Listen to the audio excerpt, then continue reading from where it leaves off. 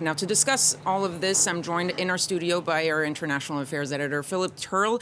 Philip, first of all, can you tell us more about why there are so many migrants arriving in Lampedusa all at once?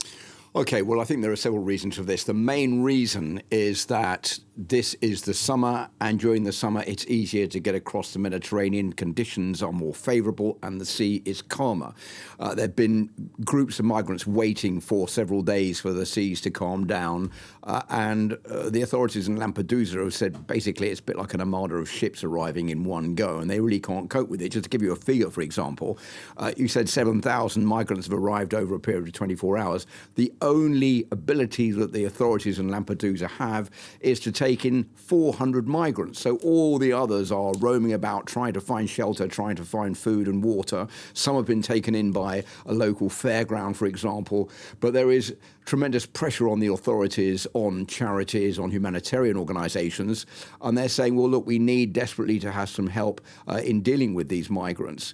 Now, the other problem, as far as all of this is concerned, is that many of these migrants don't want to stay in Lampedusa. They want to obviously go further north to other countries in Europe. And that is another problem that Italy has also got to deal with, because not many European countries want to take those migrants in.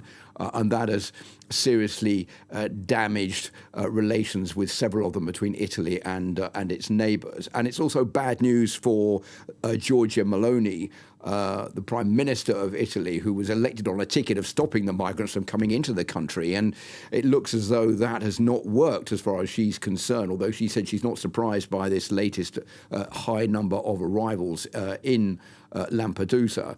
So what the government's been trying to do is to clamp down on the traffickers, to stop organisations from letting boats go out several times in a row to try to bring migrants into the country. But that so far hasn't really had any effect.